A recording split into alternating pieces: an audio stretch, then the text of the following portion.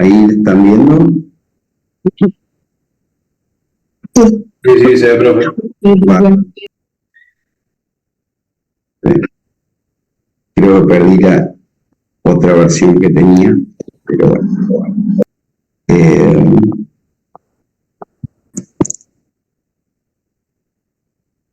Ahí. Bueno, vamos a... Disculpen, ahí estamos. Les decía entonces, estos son los determinantes de la inversión empresarial. Como pueden ver ustedes, la teoría de la inversión es más sencilla, por lo menos tiene menos derivaciones, menos posibilidades que en el consumo, donde veíamos muchas distintas teorías, todas bastante, que demandaban bastante análisis técnico. Acá lo podemos resumir en estos tres factores, que son los que cualquier empresario tiene en la cabeza. Si usted le pregunta a cualquier persona que está por hacer una inversión, sea comprar una maquinaria, comprar iniciar un negocio, comprar una nueva planta, te van a mencionar estos tres puntos, tal vez con distintos nombres, porque estos son nombres más técnicos, pero la idea es siempre la misma. Entonces, lo que vamos a estudiar ahora, ya hemos mencionado cuál es el significado de la rentabilidad esperada, la incertidumbre.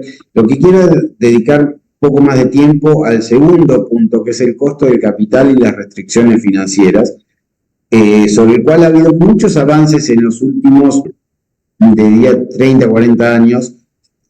Se ha erigido como el tema más importante en la discusión sobre la inversión. Entonces, por eso quiero hablarles de esta cuestión, empezando con la forma en que se financian las empresas. ¿Cómo se financian las empresas? Posiblemente ustedes ya lo saben, lo van a seguir estudiando en otros cursos, en la facultad. Hay tres formas de financiarse. Una es con fondos propios, con tu propio dinero, donde utilizas para hacer esa inversión, utilizas ganancias retenidas que reinvertís en la empresa, o lo que nosotros hemos llamado ahorro empresario. Siempre hablemos de ganancias retenidas, ganancias reinvertidas, ahorro empresario o ahorro corporativo o flujo de caja. Estamos hablando de lo mismo, de que vos estás autofinanciando tu proyecto. Esa es una posibilidad. La segunda es usar deuda.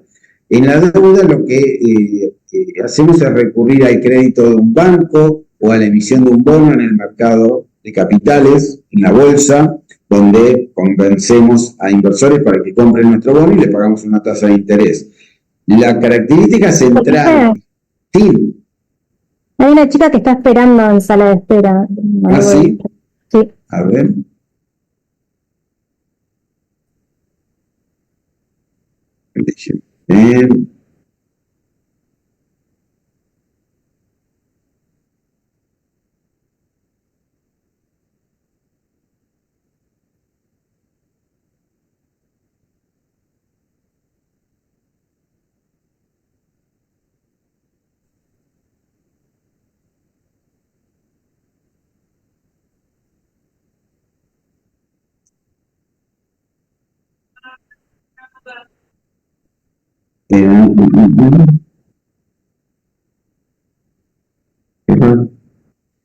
¿Saben dónde la encontraré?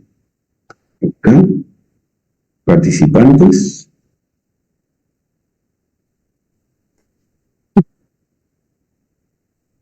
Pero no hay sala de espera. Eso es lo que me llama la atención.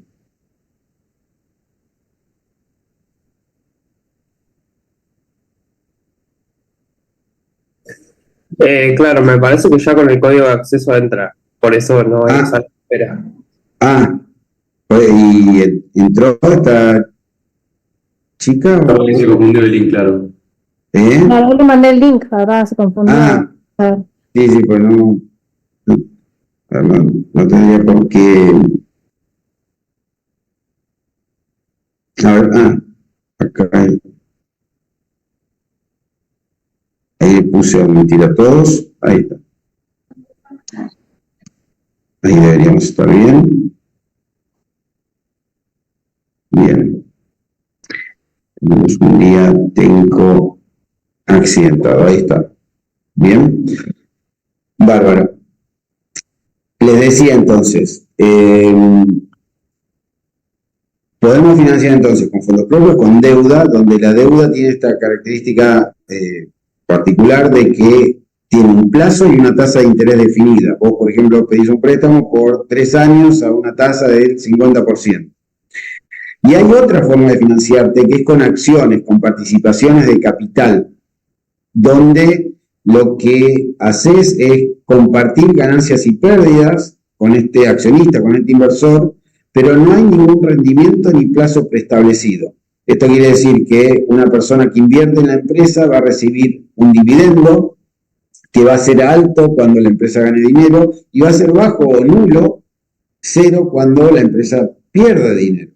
Y además no hay plazo definido, la empresa no te tiene que devolver el dinero jamás, con lo cual, si vos tenés participación en la empresa y te querés ir en algún momento porque ya no te interesa invertir ahí, tenés que convencer a la empresa que te recompre las acciones o otra persona te las compre. ¿Sí? Entonces, las acciones y la deuda son fondos de terceros, no son propios de la empresa, pero son muy distintos entre sí. La naturaleza del contrato entre el tomador de los fondos y el financista es muy distinta con la deuda que con las acciones por esta diferencia en la predeterminación del plazo y de la tasa de interés. Ahora bien, un tema central en la literatura financiera y económica es la existencia de información asimétrica que va a generar tensiones entre estas dos partes del contrato, entre el que toma y el que da los fondos. ¿Qué es información asimétrica? Es una situación en la cual el empresario, el que necesita el dinero, tiene más información que los terceros que financian a la empresa y planea usar esa información para obtener una ganancia extraordinaria a expensas de los que financian la empresa. ¿Sí? Entonces, lo que queremos decir acá es que este empresario, por ejemplo, piensa en un caso absurdo, extremo, en el cual el empresario, yo soy el empresario y les pido plata a ustedes, ¿no? Ustedes son los bancos. Entonces les digo, sí, me prestan plata para mi empresa, tengo un gran proyecto y van a tener un buen ingreso seguro, y después ustedes me dan la plata y me voy corriendo, ¿sí? No aparezco nunca más. Bueno, este es un caso muy extremo, no es lo que estudiamos acá, pero que ilustra el problema de base, y es que ustedes no me conocen bien, ¿sí? Hay información, cuando decimos información asimétrica, quiere decir que hay información distinta entre ustedes y yo. Yo sé quién soy, sé si soy honesto, si soy trabajador, si voy a hacer bien las cosas. Ustedes no lo saben, porque yo soy un extraño para ustedes.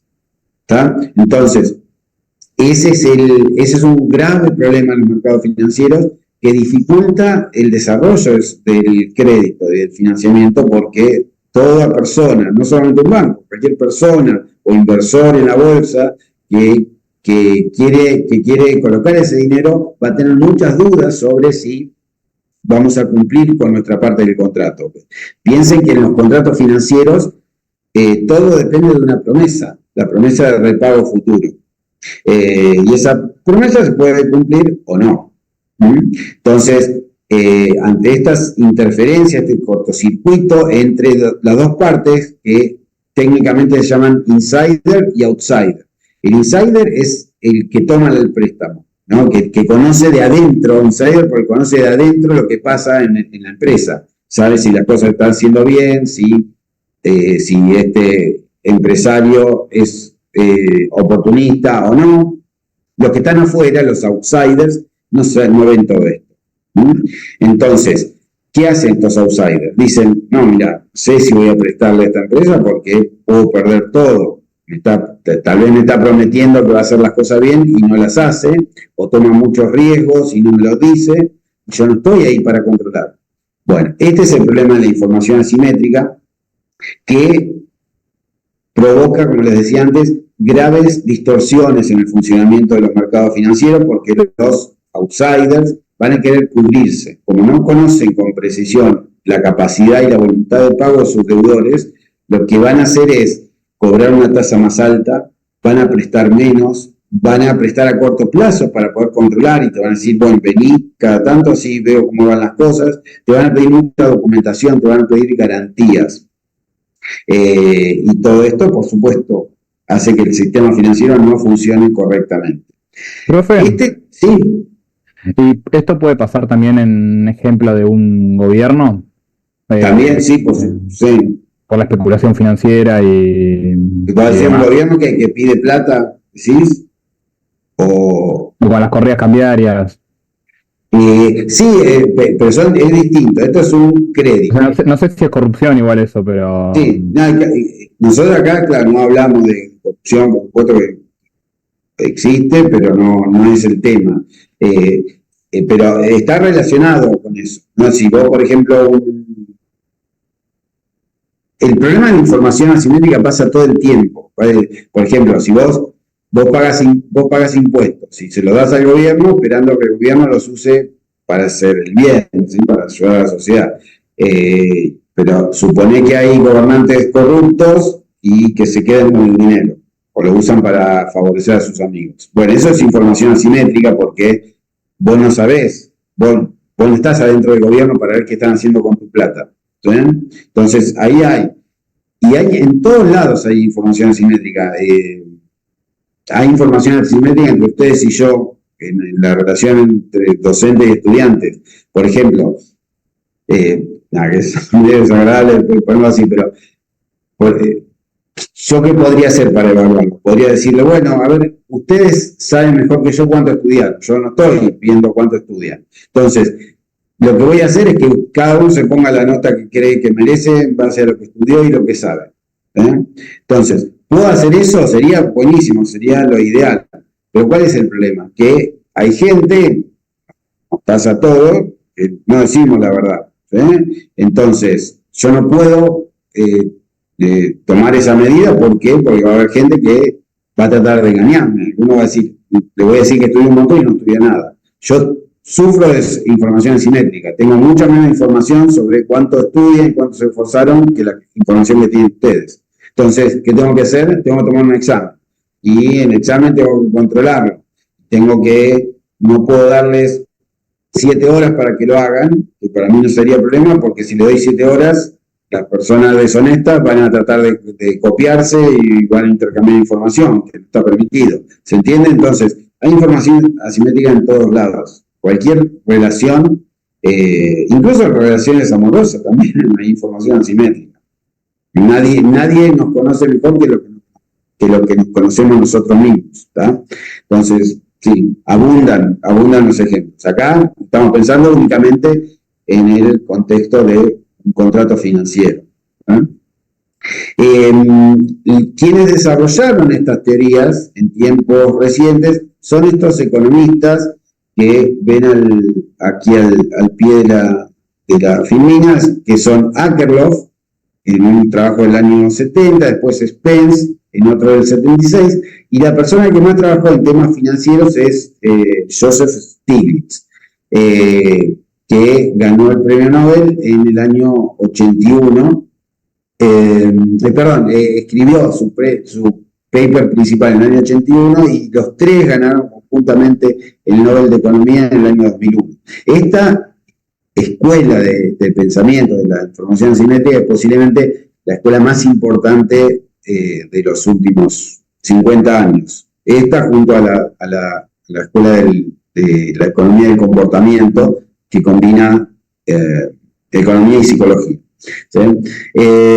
Así que vamos a estudiar las consecuencias de esta información asimétrica en la aparición de restricciones financieras que afectan el nivel de inversión de las empresas y también de los países. Un tema que quería mencionar, después les voy a pasar algunas filminas más que había preparado ayer, pero por lo visto algo pasó, no sé si se colgó la computadora, no las tengo acá, lo voy a volver a hacer. Es que eso después les voy a contar. Pero lo que sucede en la práctica de los mercados financieros es que, como resultado de estas imperfecciones informativas, los fondos propios tienen un menor costo que la deuda y las acciones. ¿Por qué? Porque la deuda y las acciones se encarecen debido a dos problemas. Uno son los costos de información. Como yo no te conozco, tengo que investigar, tengo que saber quién sos. A veces ni siquiera voy a poder saberlo, entonces voy a tener que subir la tasa por las dudas. Y esto da origen a lo que llamamos costo de información. Y voy a prestarte menos, más caro y menos, y por menos plazo, y con garantías. Entonces, todo esto encarece los fondos externos, deuda y acciones, y también se encarecen estos fondos externos por lo que llamamos costos de intermediación. ¿Qué son los costos de intermediación? Bueno, cada vez que un banco, por ejemplo, presta dinero, tiene que incurrir en ciertos gastos. Los bancos que tienen, por ejemplo, un edificio, tienen empleados, tienen sistemas de computación, tienen accionistas, propietarios que quieren un rendimiento. Entonces, ¿qué hacen los bancos? Los bancos toman depósitos a una cierta tasa, la tasa de depósito o tasa pasiva, y luego prestan a una tasa más alta, que llamamos tasa activa, o tasa de los préstamos, tasa de interés de los préstamos. Entonces, estas dos tasas, la tasa a la que los bancos toman el dinero y la tasa a la que ellos prestan el dinero, no son iguales. La tasa, por supuesto, la tasa a la que prestan es más alta. La diferencia entre estas dos tasas se conoce como spread, ¿sí? Que después se lo llama spread, es S-P-R-A-E-D. EAD. Spread es diferencia, ¿sí? Simplemente. Y lo que sucede es que los bancos tienen que cobrar una tasa por encima de la tasa de los depósitos para cubrir todos estos costos que decíamos: edificios, personal, computación, accionistas. ¿De acuerdo? Entonces, los fondos externos, como la deuda y las acciones, son más caros que los fondos propios. Los fondos propios, que están disponibles en la empresa, son las ganancias que no distribuimos como dividendos entre los propietarios, no tienen esos problemas, no tienen costo de intermediación. ¿Por qué? Porque ya están dentro de la empresa. No hay que ir a un banco que tiene todos esos costos. Es tu plata. Entonces, no tienen costo de intermediación. Tampoco tienen costo de información, porque los costos de información aparecen cuando hay un deudor y un acreedor. Acá vos no tenés ningún acreedor, no hay nadie a quien tratar de engañar para ganar más, ¿sí?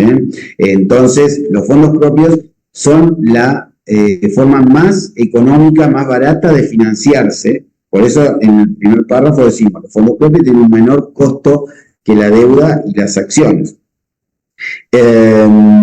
Ahora, ¿esto significa que los fondos propios son gratis?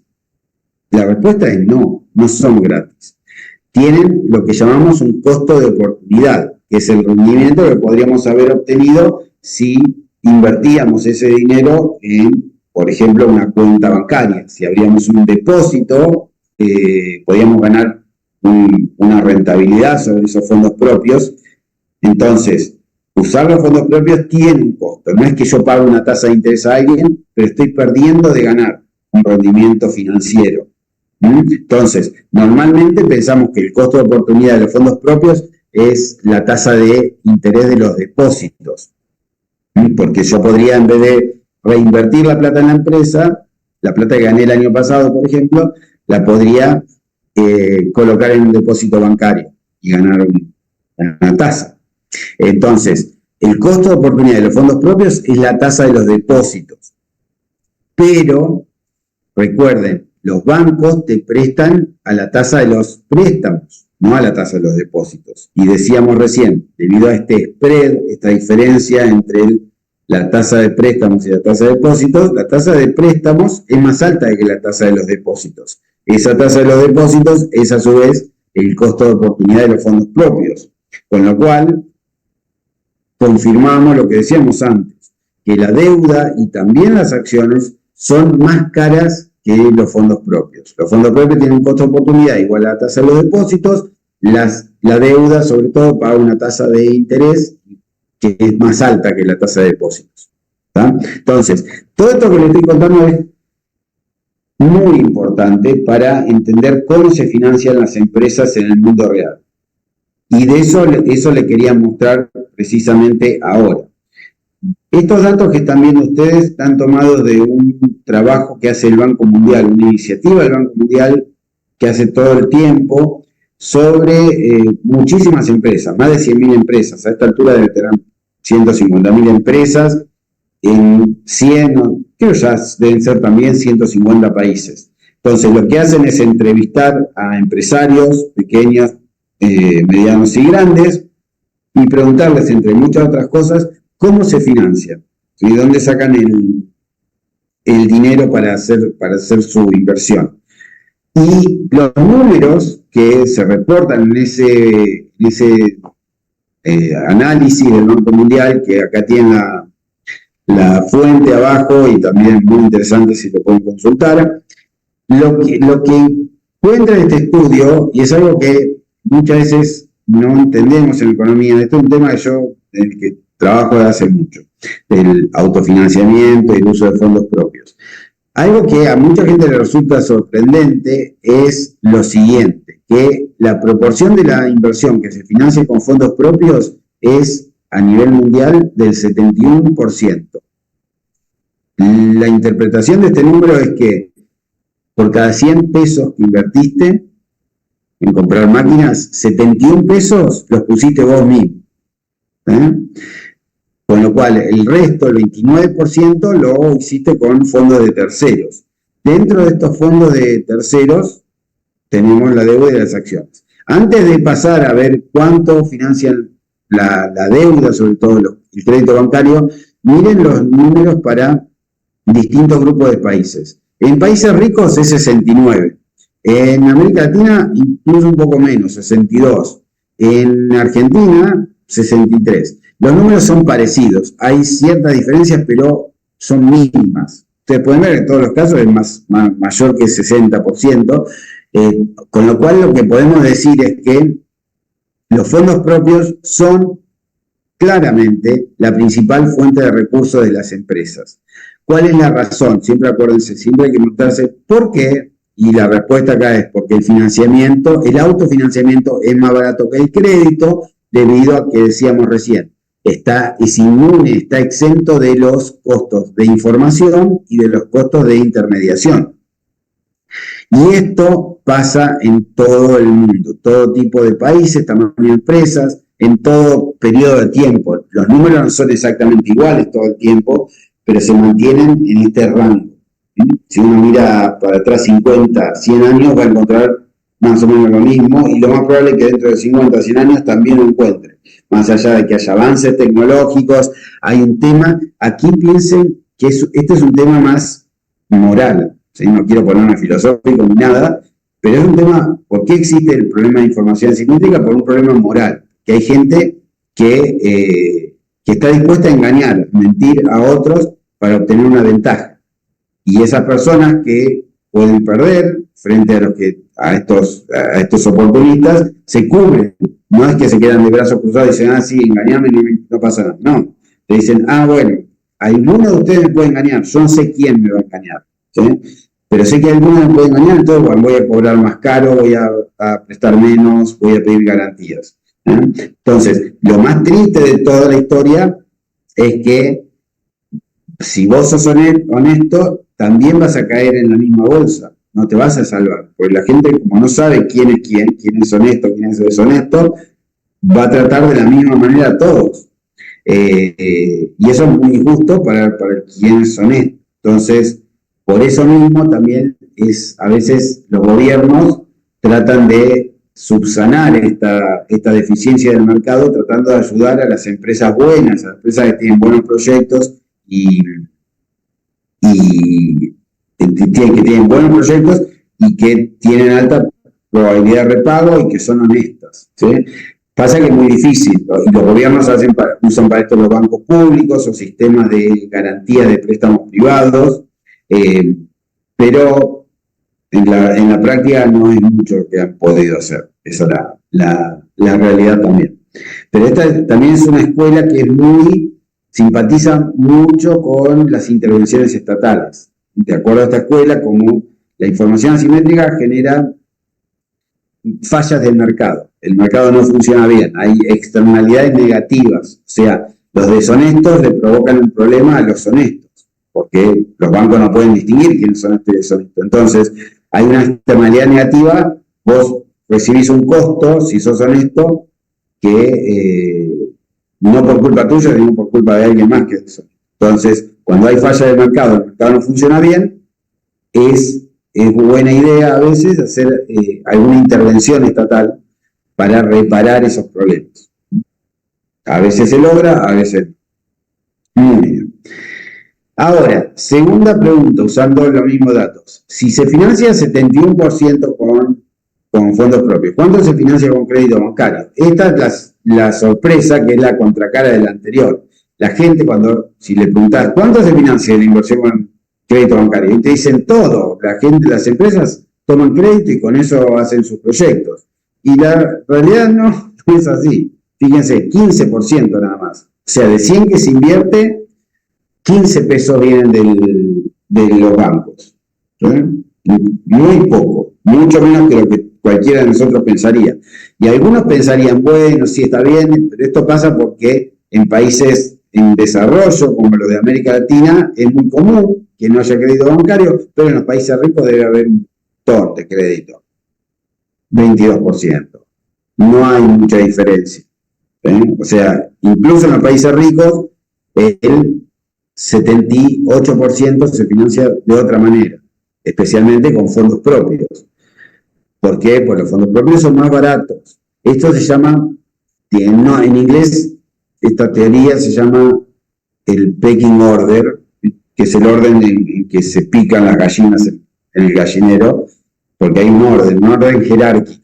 Primero están los fondos propios, después la deuda, después las acciones. Entonces, en español sería el orden jerárquico de la fuente de financiamiento. Primero, más que nada, fondos propios. Cuando se te agotan los fondos propios, recién recurrís a la deuda. Cuando se te agota la deuda, recién vas a las acciones. En América Latina este número es 18%, en Argentina 14%. Hay diferencias, pero son mínimas, repito. ¿Sí? No es que encontrás que en Argentina es 14 y en los países ricos es 85. No, esto es parecido. Con lo cual, estos datos ratifican lo que venimos diciendo. Frente a los problemas informativos que padece el acreedor, el crédito se usa poco, porque se encarece mucho debido a esa mala información, esa información imperfecta. Otro punto que algunos levantan, te dicen, mira, lo que estás comentando puede ser cierto, pero para empresas chicas. La gente le cuesta creer que esto pasa en todos lados. Y entonces dicen, sí, para empresas chicas es cierto, para empresas grandes no. Sin embargo, lo que ven acá ustedes, primera línea, es que pasa en todas. En las pequeñas se financia con fondos propios el 62, en las medianas 60, en las grandes 58, poquito menos, pero es lo mismo. ¿De acuerdo? No hay gran diferencia. Y la deuda bancaria también se usa más para las grandes que para las pequeñas y medianas, pero no es una diferencia abismal. Y también muy curioso es la última pregunta que ven ustedes acá de la misma fuente. Le preguntan a las empresas, ¿considera que el acceso al crédito es un obstáculo serio para el crecimiento de su compañía? Y uno pensaría, bueno, mirá las dos líneas anteriores, decís, esta gente usa muy poco crédito, se tiene que autofinanciar, usar su propia plata, debe ser un problema serio el acceso al financiamiento. ¿Y qué encontramos? Que no es tan serio. 25% de las empresas dicen que sí, que es serio, pero no es el 100% de las empresas pequeñas, 20% de las medianas, 13% de las grandes. Entonces, lo que notamos es que las empresas en general usan poca deuda bancaria, pero no es que querrían usar más. Están relativamente, la mayoría están conformes con usar poca deuda. ¿Por qué? Porque el costo de la deuda es muy alto. Entonces dicen, no, la verdad, siempre que puedo trato de usar mi propia plata. Si tengo mi plata, no uso deuda bancaria y no me molesta, no me afecta mi expansión. Entonces, este es un punto importante para tener en cuenta, que ahora les voy a mostrar. Estos son datos de Argentina. Profe, yo tengo una pregunta. Decime. Tengo una pregunta. ¿Por qué en el gráfico que decía el primero, a ver, ¿podés ir para atrás? Era ese. ¿Por qué en Argentina, que es un país que se sabe que es inestable, se usan menos fondos propios que en países ricos? Sí, es muy extraño. No tengo una explicación definitiva de por qué pasa. Yo por eso también les decía, no tenemos que hacer comparaciones. En la economía nada es exacto, nada es preciso. Entonces, si vos me mostrás esto, yo no digo, y tengo que ser el titular de un diario, no te voy a decir, en Argentina se usan menos fondos propios que en países ricos. ¿Por qué? Porque estos son promedios de muchas empresas. Entonces, yo no creo que todas las empresas de Argentina usen menos fondos propios que la de los países ricos. ¿Sí? Estas son diferencias muy pequeñas, hay muchos errores de medición. Estos también son datos que vos le preguntás al empresario, o sea que tal vez ni siquiera se acuerda exactamente el número, no es que miraste los estados contables. Entonces, no le presten mucha atención a estas diferencias entre grupos.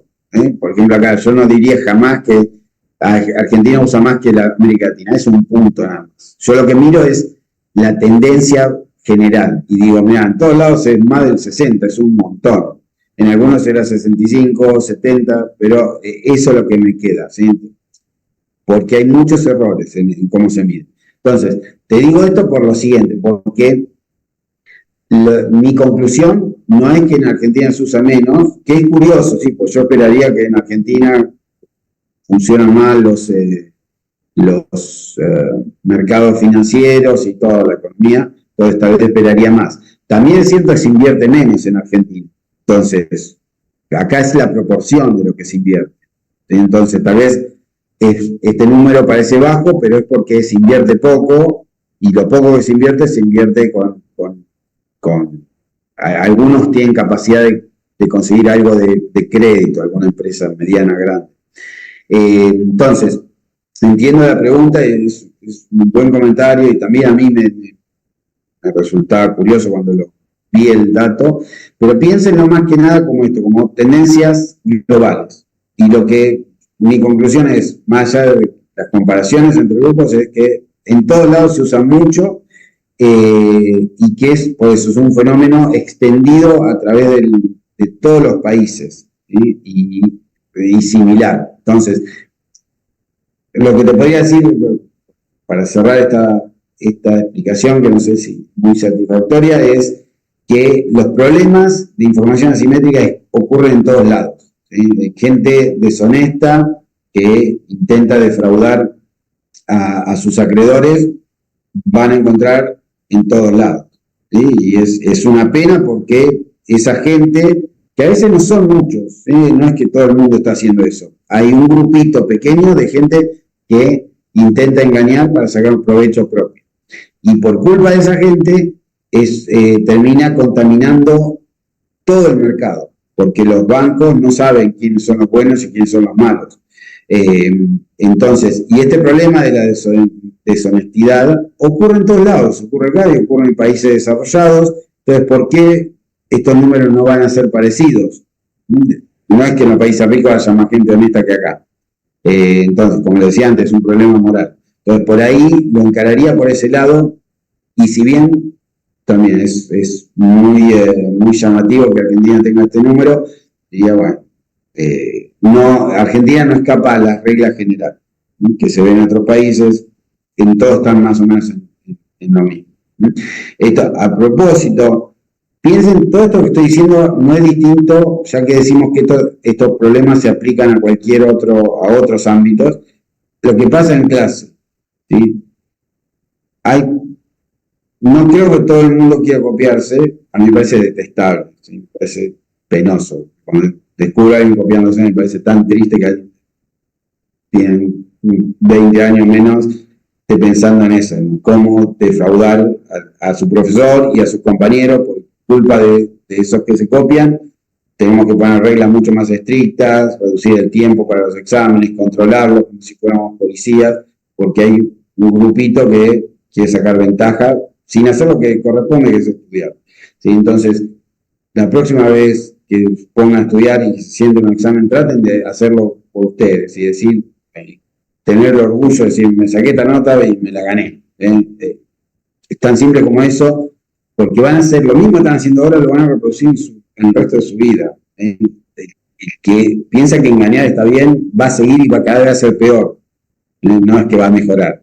Entonces, traten de caminar con la frente en alto. Es corrupción. Hoy hablamos de corrupción, eso es corrupción. A pequeña escala es corrupción, copiarse. Bien. Vamos a continuar. Entonces, le decía, en Argentina, esto es para que vean que esto es algo que armé yo con datos del sistema bancario, el porcentaje de inversión que se financia con el sistema bancario año por año. Son números ínfimos. Fíjense ustedes, 1%, menos del 1%, 2%, lo máximo 2.7%. Eso quiere decir que el crédito de los bancos aportó 3 pesos de cada 100 que se invirtieron. Nada. Entonces, este es un ejemplo de los problemas de información asimétrica que se suman a lo que pasa en Argentina. En Argentina, además de estos problemas de información que son comunes a todos los países, hay mucha incertidumbre. Entonces, los bancos no quieren prestar plata porque temen no recuperarla, porque hay una crisis y nadie va a poder pagar, entonces no prestan. Las propias empresas dicen, prefiero no endeudarme, porque también me endeudo y después las cosas no salen bien y tengo que pagar una deuda para la cual no tengo los recursos. Entonces tampoco hay fuerte demanda por préstamos. Entonces es un problema doble, no es que solamente falta de crédito por parte de los bancos. Es falta de interés de muchas empresas en tomar un crédito, que es una operación muy riesgosa, que te puede salir bien o te puede salir horriblemente mal si tu proyecto no funciona por culpa tuya o por culpa del país. Y al respecto, este dato que les voy a mostrar, también de la misma fuente del Banco Mundial, muestra este problema, esta contraposición entre oferta y demanda de crédito. ¿Cuántas empresas pequeñas usan crédito? En el mundo, 28%. Algo de crédito, aunque sea un peso. Esto quiere decir que el 72% restante no usa crédito, tiene 0 de crédito. Y en este 28 hay empresas que tienen muy poquito crédito. O sea, uno mira este número y dice, estamos en problemas. Las empresas no tienen crédito, muchas directamente tienen 0.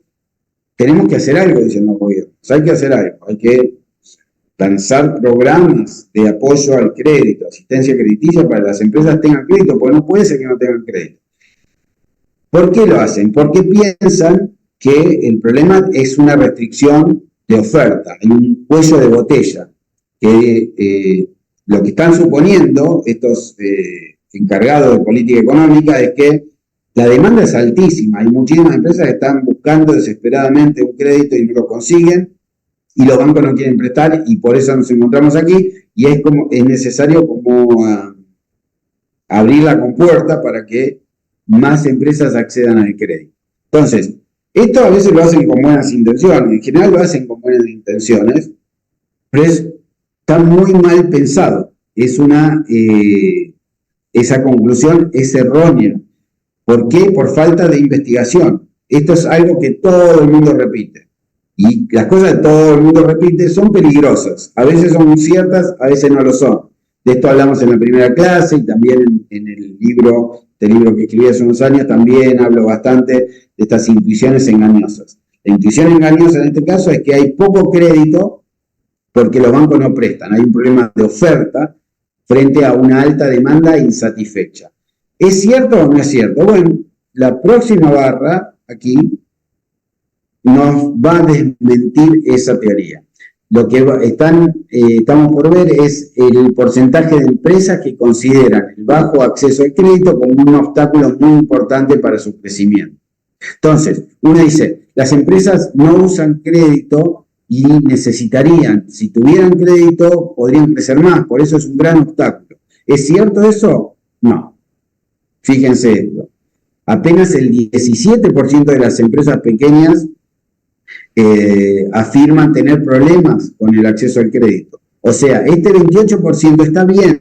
Las empresas, muchas empresas no tienen crédito, pues no quieren, porque dicen es muy caro, es muy riesgoso, prefiero autofinanciar. ¿Sí? Solamente el 17% de las empresas dicen, sí, mirá, a ver, si hay más crédito, me gustaría tenerlo porque eso la falta de crédito me está obstaculizando, me está deteniendo el crecimiento. ¿Sí? Entonces, si el gobierno quiere ayudar, debería hacer una política muy selectiva, muy focalizada, no prestarle a cualquiera que dice, sí, yo quiero el crédito. No, le tenés que prestar a estas empresas que te están diciendo, mirá, tengo buenos proyectos, quiero invertir y no consigo préstamos. Ayúdame, dame un préstamo un poco más barato o dame un crédito de un banco estatal, por eso me va a ayudar. Entonces, la estudianza a la empresa tampoco es que le das porque cualquiera puede ir a un banco público y decirle, sí, necesito plata y tengo un buen proyecto. No hay que querer a nadie. Entonces, le pedís los datos, analizás la empresa y después le decís, bueno, te voy a prestar. Entonces, pero fíjense qué distinto es hacer una política para prestarle a cualquiera al 100% de las empresas, que nunca hay suficientes recursos para prestarle a todos, y tal vez le vas a prestar a empresas que no necesitan el crédito, que no tienen ese obstáculo financiero. O sea, es una mala asignación de los recursos. Si querés prestarle a este grupo de empresas, y dentro de estas empresas buscar las que son mejores, las que tienen mejores proyectos, van a generar más empleo, más ventas, y que los dueños son personas que te inspiran confianza. Entonces, fíjense lo importante, son números muy fáciles de conseguir, más que tuve que estar años buscándolo. Y cuán distinta se ve la política económica cuando uno tiene esos datos. Hay que analizar los datos en forma desapasionada, en forma muy técnica, mirando todo y no quedarse con esas intuiciones o cosas que todo el mundo repite. Porque, como decía antes, lo que todo el mundo repite a veces es verdad y muchas veces no lo es. Bueno, vamos entonces ahora a presentar un modelo de inversión, donde vamos a tratar de entender la oferta y la demanda de fondos prestables para inversión. Entonces, la oferta de fondos prestables son los fondos que vamos a utilizar, que es el flujo de recursos que los inversores ponen a disposición de estas empresas. ¿Sí? Esa es la oferta de fondos. Después vamos a analizar la demanda por esos fondos y vamos a tener allí un modelo completo de inversión. En este gráfico ven ustedes el costo de capital en el eje vertical, la inversión en el eje horizontal. Así es como dibujamos este modelo. Esto, por ejemplo, yo creo después le voy a sugerir un par de lecturas, pero creo que Mankiw tenía algo sobre esta presentación general, no con estos detalles, pero tenía algo sobre este tema. La oferta de fondos para inversión. Al principio es una línea horizontal. ¿Qué es esta línea horizontal? Es la oferta de fondos propios. Recuerden, los fondos propios son las ganancias de la empresa netos de los dividendos que pagan. ¿Sí? Y estos fondos propios tienen un costo de capital, que hemos dicho era la tasa de interés de un depósito. Es el costo de oportunidad. No es que los fondos propios, esa por ejemplo es pregunta de examen. Si yo le digo, los fondos propios pagan una determinada tasa de interés, pero esa tasa de interés es más baja que la que pagan los préstamos. Bueno, eso es falso, porque los fondos propios no pagan ninguna tasa de interés. Es plata que tenés vos en tu bolsillo, en tu caja fuerte, en una caja de seguridad, y no pagan interés. ¿Sí?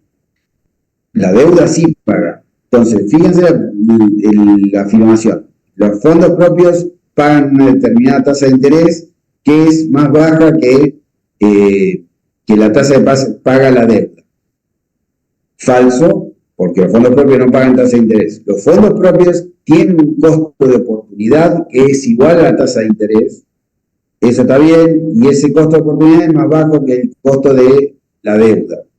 Perfecto, ahí eso es verdadero. Fíjense, cambiando unas pocas palabras, cambia totalmente el sentido de la frase, y por eso es que necesitan entender bien. No alcanza con decir, sí, ya entendí más o menos.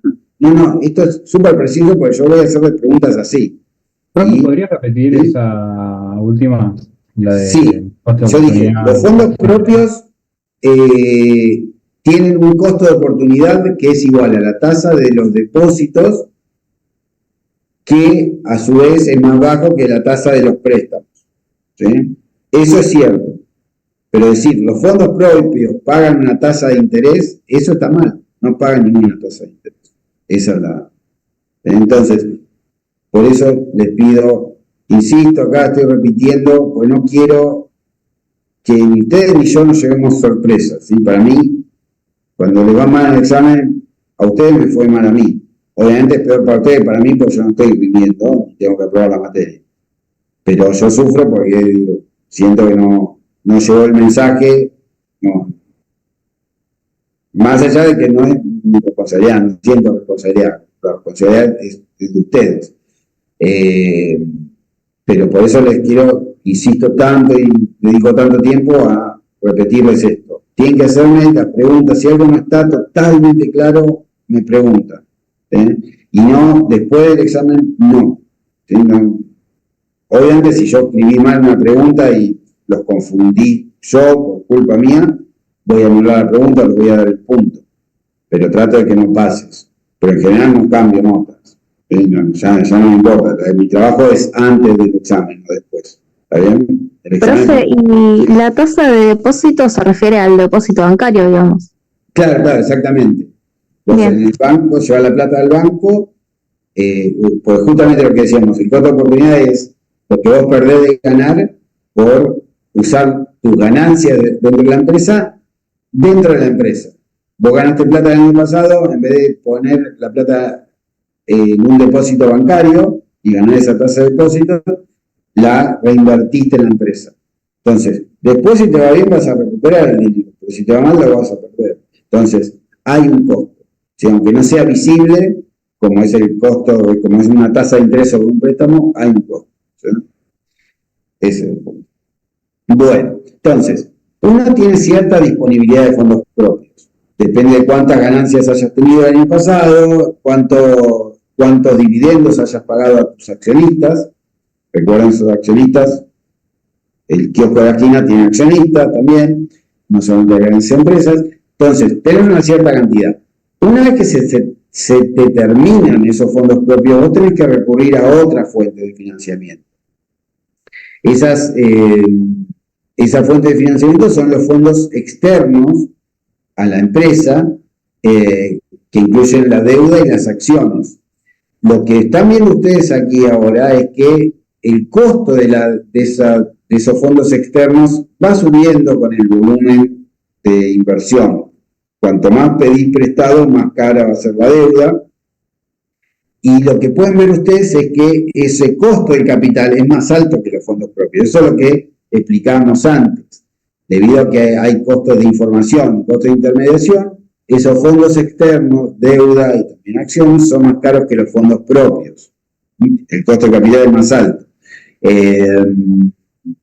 La diferencia, lo que explica la diferencia entre estas dos líneas son esos costos de intermediación y de información. Déjenme ver una cosita. Permítanme, vamos a hacer esto, vamos a empezar quiero mostrarles primero este gráfico que ven ustedes aquí. Este es lo que pasaría en un mundo ideal. ¿Sí? Este mundo ideal de Modigliani y Miller. Yo no sé si conocen, si han escuchado hablar de Modigliani y Miller. Estoy seguro que lo van a hacer todos ustedes, y especialmente los que estudien finanzas, porque Modigliani y Miller son los padres de las finanzas modernas. ¿sí? Estos dos economistas muy brillantes escribieron un trabajo que inauguró el estudio moderno de las finanzas. Ese trabajo lo publicó en el año 58. Ellos luego ganaron el premio Nobel, en especial por esta contribución. Y Modigliani también es el mismo que nosotros antes habíamos mencionado cuando presentamos el modelo del ciclo vital. ¿Recuerdan? El consumo es el mismo Modigliani, y creo que comenté que escribió esa teoría del ciclo vital mientras era profesor en la universidad donde estoy yo ahora, la Universidad de Illinois. En este modelo de Modigliani-Miller, que es aún hoy reverenciado, venerado como el origen de todo lo que se estudia en finanzas de la empresa, en este modelo se hacen supuestos muy poco realistas. Se dice, vamos a suponer que no hay problema de información, como los que estuvimos discutiendo, que en esa época todavía ni siquiera se había empezado a estudiar la información científica. No hay problema de información, no hay costos de intermediación, no hay impuestos. Si todas esas condiciones se cumplen al mismo tiempo, decimos que el mercado financiero es perfecto. Por eso decimos un mundo ideal. Cuando pasa eso, nuestro modelo, nuestra oferta de fondos va a tener esta forma que les muestro aquí. Los fondos propios tienen este costo de oportunidad, ¿sí? Los fondos de terceros también tienen el mismo costo. Cuando no hay información asimétrica, o sea, no hay costo de información, no hay costo de intermediación, el costo de los fondos propios va a ser igual que el costo de los fondos de terceros. Por supuesto, esta equivalencia, esta sustitución perfecta entre fondos propios y de terceros se rompe totalmente cuando existe algún otro problemas de información o problemas de costo de intermediación. Los costos de intermediación existen aunque no hayan problemas de formación, porque los bancos necesitan gastar plata para poder movilizar el ahorro. Entonces, cuando vivimos en este mundo, todo funciona perfecto. Es como un mundo sin inconvenientes, donde no hace falta ninguna intervención del gobierno para arreglar nada, porque está todo bien. Hay recursos ilimitados y al mismo costo para cualquier nivel de inversión. Entonces, este modelo, por supuesto el modelo es muchísimo más complicado que lo que ellos hicieron en su trabajo, pero la esencia es esto que están viendo ustedes aquí. Entonces, si las cosas funcionaran así, no haría falta nada, no tendríamos que ni siquiera estar hablando de esto. Si lo estamos haciendo es porque el mundo no funciona en forma perfecta, sino que hay problemas de información que son los que estábamos viendo antes. En el mundo real hay costos de información, costos de intermediación, por lo tanto la oferta de fondos para la inversión adopta esta forma creciente, ¿sí? Esta pendiente positiva una vez que se nos agotan los fondos propios, ¿sí?